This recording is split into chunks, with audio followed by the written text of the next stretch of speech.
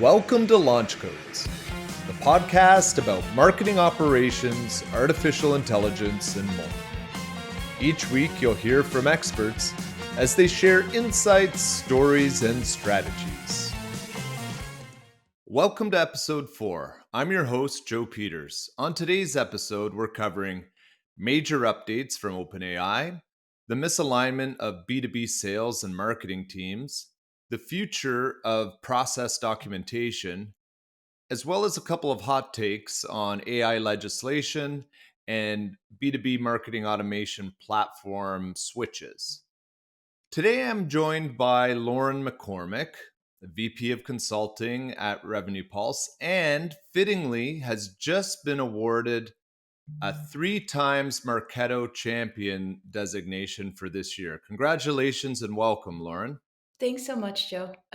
Such a big honor, and I'm thrilled to be back in this cohort of brilliant people across the globe. And it's pretty cool to share in the celebration today with Andy Carone, our recently named president.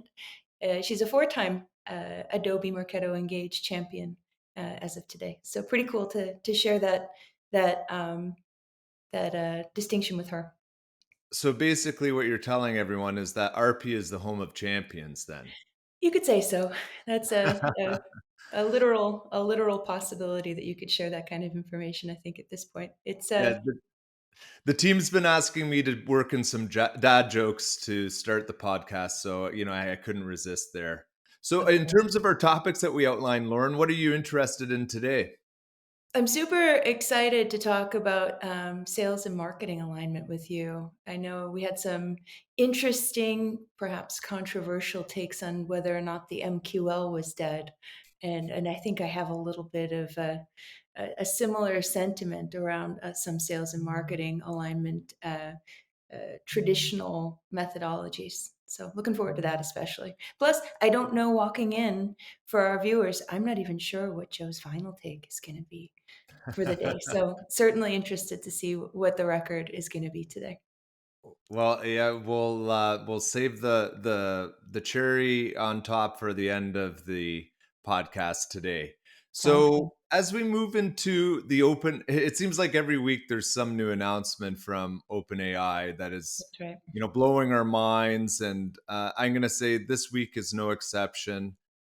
So for those of you that are just tuning in, ChatGPT now can hear and speak. And so the image recognition has rolled out, and I'm going to say minds have been blown. So that's the first one, but we have 3 things that we're going to run through. So let me run through the other 2. ChatGPT can now browse the internet with a bit of a plugin. So there's that cutoff message. Doesn't have to be hard and true fact anymore. We're able to browse to get up to date information. So that is the second one. And finally, the robots.txt now can exclude AI from indexing content and training on that content. So let's start with all 3. Lauren, have you had a chance to try out any of the image recognition yet? Yeah, and I think it's definitely better than Midjourney. No offense to Midjourney, but my kids would give me a hard time every time they saw me logging into Discord. And I would get lectures from my 16-year-old about, um, the security issues of accessing apps from Discord. I guess I raised him right. Is that what that means? If he's cautious about internet safety, but yeah, no, it's nice to see GPT meet us. I think where we've all wanted to be at. It's kind of been fun watching its limitations and its powers, but it's interesting to see it growing. Um, this Yeah, must have so I been think I think there's 2 pieces here. So there's the Dolly generation, which is coming, but now there's also that image recognition part. yeah, So, like for example, I was visiting my sister out in Manitoba this weekend, and I took a picture of the inside of her fridge and her pantry, uploaded those images, and asked it what we could cook for dinner, yeah, or what would be a menu for the weekend. And let's just say minds were blown with that image recognition capabilities. So yeah. that is just a new era of the AI being able to interpret images that we're uploading. It's interesting. Google had that visual search capacity in beta. And I played with it a little bit when it first came out, and it was just downright bizarre. And I don't know, it's an interesting opportunity for targeting. We thought it was creepy when our search results were fueling fodder. Now our cameras will too Yeah, well, for it's retargeting it's a ads. whole new era of being able to, we had those Google Translate being able to look at menus and translate things for us. Now we're going to be able to take photos of anything and Yeah. see what GPT can tell us. But the the other news here is this idea of being able to browse the internet. Have you had a chance to play with that a little bit in terms of pointing GPT that way? Not yet. I'm looking forward to kicking it around. What have you been finding? I know it's been frustrating to have the limitations put with, GPT being frozen in time cryogenically like some kind of Star Wars creature. It's nice to bring it up to current, but would love to hear. I've played with some of the other plugins that let it sort of have web browsing capabilities, but unleashing the power of current time is going to be interesting. I I'm of two minds here. I actually really prefer, from a variety of different perspectives, the trained responses versus the internet Yeah, searches.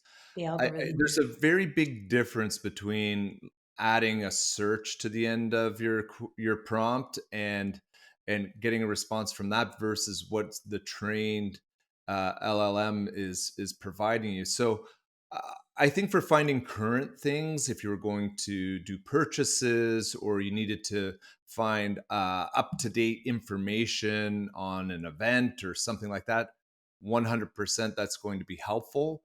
But when you're actually using it as a strategic uh, second set of hands, that that that I don't see that search capability. And what I saw in Bing originally is very similar, a little bit limited in sort of the depth of the response that's given. But I think that's a good segue into this last one on now. What do you think about sites being able to exclude the AIs from indexing them? I feel like all of our information and all of our personal secrets have already been scraped, and it's too little, too late. But I guess it's a novel idea to pretend like we can put the genie back in the bottle. I don't Yeah, know. I think really you're actually shooting yourself in the foot by limiting the AIs from indexing your site. Yeah, AI optimization good is point. going to replace search optimization. And if Very you're not quickly. indexing your site, Yeah, then if you're in the B2B space, why would you want people to make it difficult harder. for them Yeah, to to find out find you. about you through AI search and prompting? So I'm not a big I don't know the real Did you use have case that for that. existential moment when you tried to search yourself in GPT and you didn't exist?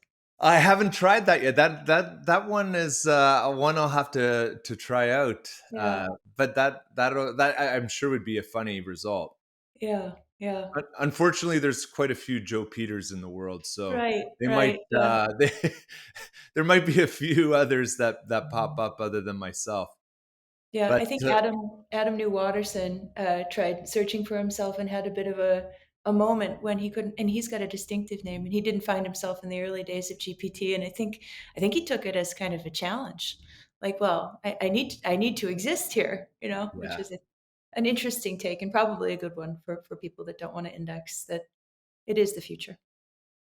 yeah, but you're right. Like the idea that we can put this genie back in the bottle is not probably a great take on this. But let's Yeah. move into our second topic, which is the idea of the misalignment between B2B marketing and sales. And for many of us, the promise of marketing automation is alignment and solving for that problem that has existed since marketing and sales teams were formed. And so there was a study that came out of over 7,000 B2B companies, and they measured the percentage of buyers who are reached by both marketing and sales. And so the average alignment between B2B marketing and sales was 16%. And so there's a great quote here, a number so horrific that it drops the jaws of every B2B CMO we meet. But that's from Marketing Week. So I I love that quote. And but sadly, that isn't something that is a surprise to us. No, not at all. And it's been a topic of discussion, we'll say, um, for my entire career. I've spent a couple decades working on sales and marketing alignment because I was an AE for years, right? I'm that weird marketer that's been on both sides of the fence, that's had to work a territory, that's been incentivized by commission, that wishes I had during my days in outside sales a marketing department to feed me leads, right? And I can appreciate the fact that there's a lot of finger pointing in most organizations across the aisle about quantity and quality and close rates and SLAs. And it's easy, I think, to get into a posturing where it's like a blame shift of why numbers or KPIs aren't being achieved consistently over any kind of duration. Maybe it's weekly, monthly, maybe it's quarterly, maybe it's the year. But Yeah. um, at the end of the day, how many CMOs whose jaws drop to the floor actually know what their team is saying in their outreach sequences? Yeah. Like, do you know that? Do you know? Like, and it's funny. I was talking with somebody on our team internally here at RP about sales and marketing alignment, and I think a lot of people make it this obtuse, obscure, elusive, utopia. And I'm like, when we worked on this project, we were delivering this project, did we talk to sales? Yeah. And it, if we're working toward a goal of sales and marketing alignment, we actually have to talk to sales. Like, those conversations are non-negotiable, and it's like a fundamental. People, I think, show up for the weekly or quarterly, you know, um, business reviews. They show up and they sit down with sales when they're forced to. What about actually going for ride-alongs? What about win-loss conversations? What about talking to your referral clients? Talking to your best flag-waving fan of marketing is always going to tell you that you're wonderful. Pick the AE that doesn't like what you're doing and find out why. Yeah. Would Because you rather he tell or she tell your CRO, or would you rather hear it from them? And they usually have ideas, not always great ones, but sometimes good, for campaigns, or they have at least feedback from the front lines that will make what you're doing much more effective. And it doesn't do you any good to avoid those conversations. And certain projects that you work on and deliver, if you don't deliver them in a silo, will benefit the whole organization, put money in the pocket of sales, and increase your reputation for being a good marketer within the company. Yeah. So And so when it's you see those things like the analysis was talking about what high alignment can deliver, mhm. we hear these numbers thrown out all the time by, increasing marketing generated revenue by 208%, increase customer retention by 36%, reduce sales and marketing expenses as some of these promises that alignment provides. But what was kind of interesting was not only was it a diagnosis in this report, but it also talked about what some of the solutions are. So let me just quickly cover what those are, and then we can chat a little bit about that. So the first solution was strategic alignment between marketing and sales. So senior marketing and sales leaders need to have strategic conversations about audiences and their team and the need to correctly execute on that strategy. And so that's a pretty obvious one, but not something that we're always seeing. And then broad targeting. Both departments pursue a hyper targeting strategy. The small coverage of sales and marketing dramatically decreases the likelihood of overlap. So, what's your take on those two potential solutions? I actually just like your idea of the ride along and actually just saying we need to talk more and Totally. That was the heart of, I think, I sat through formal solution selling training, and for the marketing department, that was the key. It was like conduct win losses. So I think a lot of people have moved the exercise of creating an ICP into some sort of academic pursuit that doesn't actually reflect an improvement in targeting or an improvement in understanding who's on the receiving end of your marketing campaigns. But at the end of the day, what we're doing is supposed to be one to many, but it needs to feel one to one. So, how are you going to talk to customers and prospects if you don't actually talk to customers and prospects, right? I mean, it's just like the kind of obvious notion of getting sales and marketing aligned by having conversations with sales. You also need to talk to people that purchase your product, find out why. Why do they love you? What would they change? What do they tell their friends? What conferences do they plan to go to this year? What do they like to read? Where can you meet them where they're at? But then also the loss is the people that chose to go to your competitors. That information is super valuable, and is anybody collecting it? Maybe you have a field in your CRM where you're tracking close lost, and maybe you have a reason, maybe. And maybe you recycle those close loss leads, I hope. If you don't, you Yeah. should talk to us. But if you're going to bring them back in the loop, you need to know why they didn't work out in the first place. Was it pricing? Was it particularly compelling, features of your competitors, right? But the only way to really get at this good information, this vital information that makes you better at your job, that gets you to stop talking about releases and features and moves you into actual human territory where you can improve people's careers, where you could get them promoted, where you can make them into evangelists for your brand. The only way you can kind of bridge that gap is by having good conversations with your customers and prospects. So I think it's sensible relationship building. Marketing automation is a beautiful tool, but if it feels cold, if it feels um, inauthentic, it's not going to do the best job possible for you or for the people on the receiving end of your communications. Yeah. So really, having a dialogue with prospects, with clients, with and internally is really at the key, and getting as many data points as possible to That's help right. inform your strategies and decisions. Well, That's right. let's move on to our next topic, which is one that is coming from the community, a MoPro's community question. And thanks to Mike and the gang for letting us take a question and have put Lauren's feet to the fire here. So here's the question that was posed on marketingops.com. I work with a company with a good culture of documentation, but I'm constantly running into the issue with outdated documentation or poor visual mapping. What advice do you have for me to support our team to get on top of documentation? And so, Lauren, I know documentation is a topic near and dear to your heart. So For sure. take it away.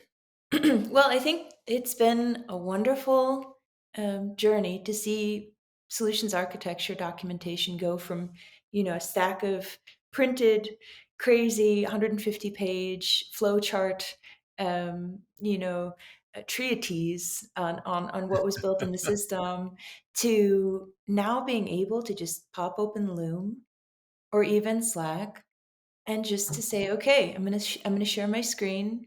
Here's a rundown of what was built, and you can verbally summarize with visuals and record a documentation. Save it, to some sort of commonly accessed Slack channel. Maybe you have a documentation channel in your internal Yeah. Slack, and you just put it in that repository, and it's you're done. I mean, documentation used to take days and days, and it was the necessary evil for posterity in case you had to pass your instance along to someone, or you needed to remember what you did 3 years ago. Now it's almost effortless, and if you really love having actual documents for your documentation, take the transcript from a note taker and upload it into GPT and output it as a doc if you really want a doc. There's so many ways Yeah. that this can be um, augmented. This whole process can be updated to save you a lot of cycles and a lot of time. But yeah, I'm I'm happy to hear that somebody's still documenting out there. I think a lot of teams have let it go by the wayside over the years as we're getting leaner, especially in 2023. Doing more with less staff. That is an area that I've seen kind of get sacrificed. But there's so many efficiencies, I think, in that space that people just need to take advantage of. Yeah, for sure. And just the speed at which you can do things now, recording a quick video, getting that transcribed and Yeah. slapping that in for the future to be able to take that information. I know that that is just moving things along at such a fast speed instead of taking days to sort of map things out. Um, Absolutely. And I think a lot of like marketing ops professionals would, prefer to keep work to themselves and they feel like explaining or teaching or sharing their processes with somebody else, oh, that just takes extra time. But imagine if you have good documentation and you can pass that documentation along to somebody in a different time zone and you can get this asynchronous work environment created across your team across geos where for a team in EMEA to wake up and start building to pass it to APAC to pass it to North America, to pass it to LATAM, you can have an always on kind of demand factory if you use your documentation to support governance and to support processes. You increase your efficiencies exponentially if you don't hold things back and you do document and you do knowledge share across your yeah. team. Yeah, for sure. And we're even seeing doesn't even those kind of practices aren't even just for documentation, but just That's in right. normal business operations. Even for us with our teams and all the different regions, we're big fans of short little video messages Yeah. being in someone's Slack inbox when they come in the morning that's passing the torch from region to region, and a lot can be conveyed in 2 or 3 minutes in a quick Slack video. So yeah, whether it's documentation or just coordinating some of these things that are facilitated by the tools we have at our disposal is just incredible stuff. But yeah, okay, well, we can we don't we can talk about documentation forever, but let's move on. And I just want to thank our sponsors, NAC. So thanks to our friends at NAC for sponsoring today's episode. NAC is the no-code platform that allows you to build campaigns in minutes. NAC integrates with everything you need to make amazing emails and landing pages. Visit knack.com to learn more. That's knak.com. And so now we're going to shift into our hot takes segment, and there's a few things happening in the headlines this week. And Lauren, what do you think about on the AI legislation? So we've is this our new area of compliance concern? Because we know that the EU is introducing the AI Act, and that's going to be happening. I think in the early new year is the what everyone is saying. It could be later this year as well.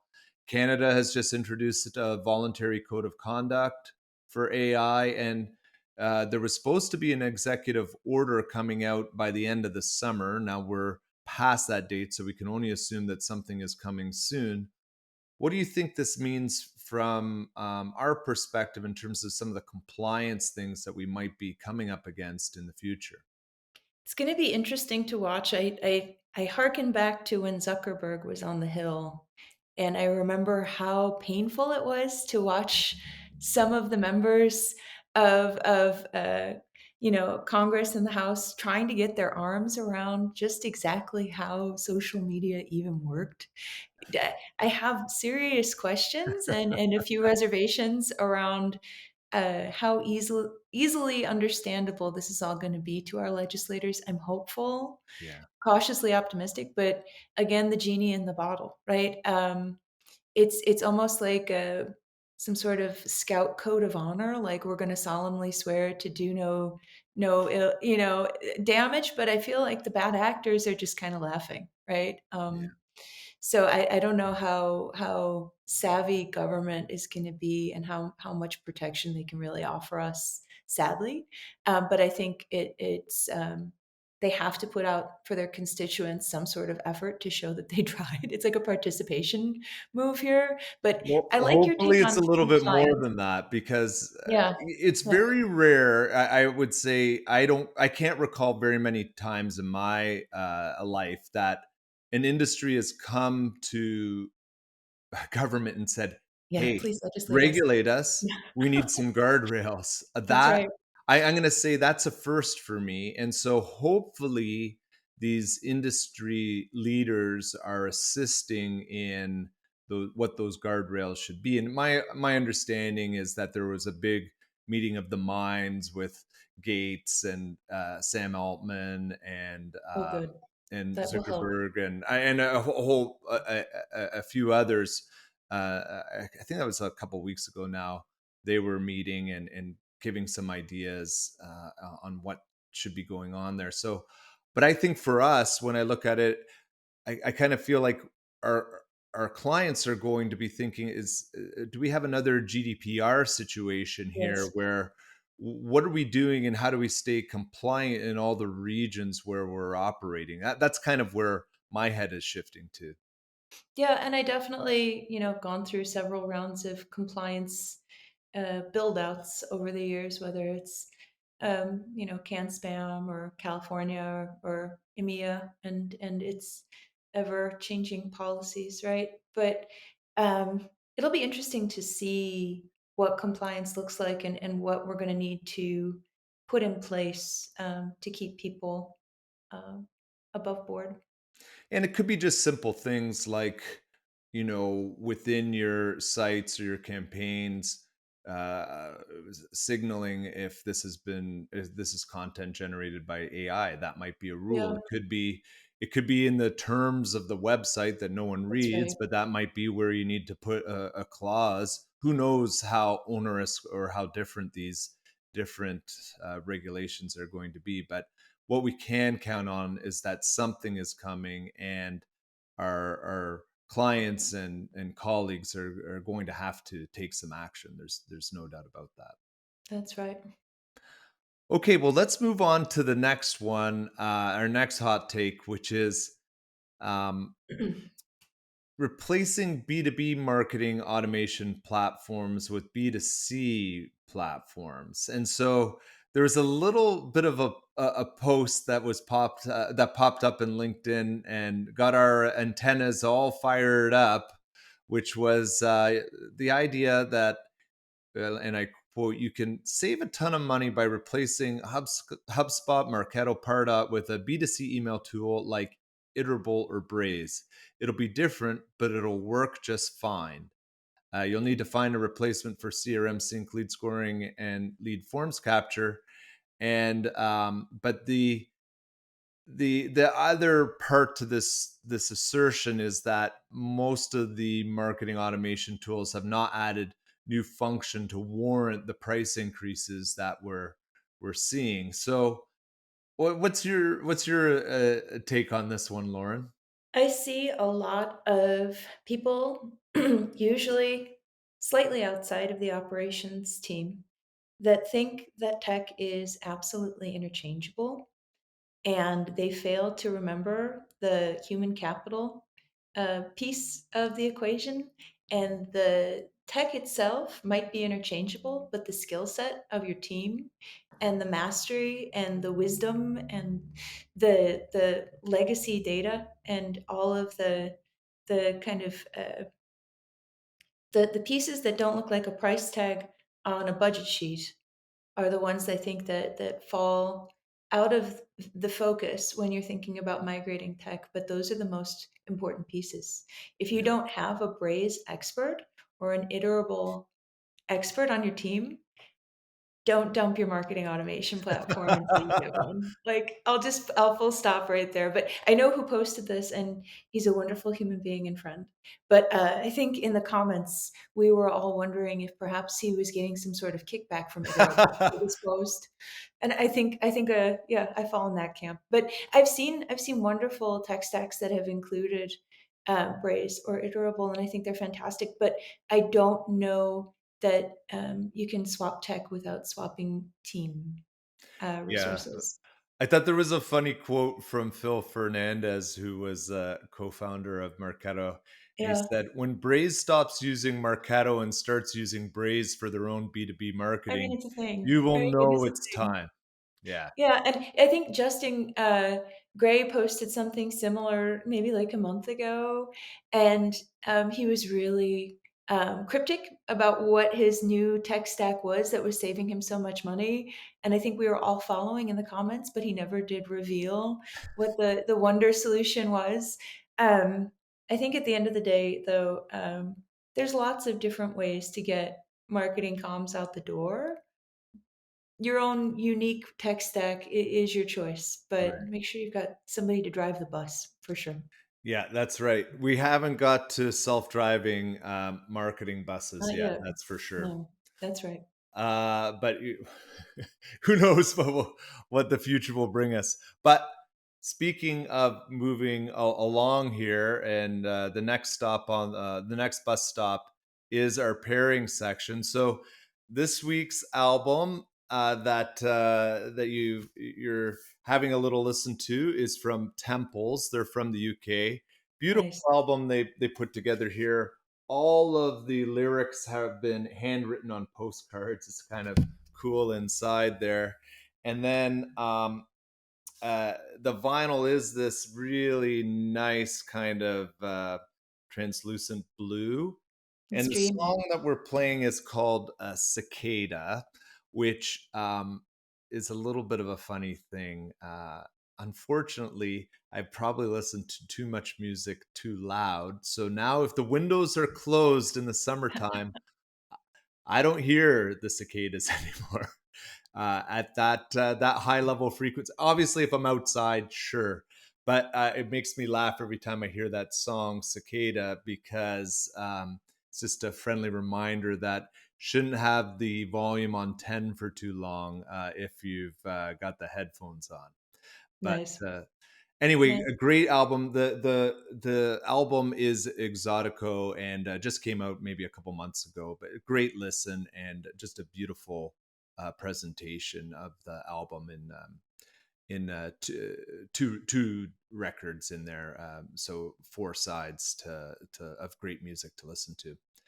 All right, Lauren. So this is Lauren's first time on pairing. So she's pairing the vinyl with something different. As you know, we had a book pairing last week and a beer pairing the week before. So what do you have for us this week, Lauren?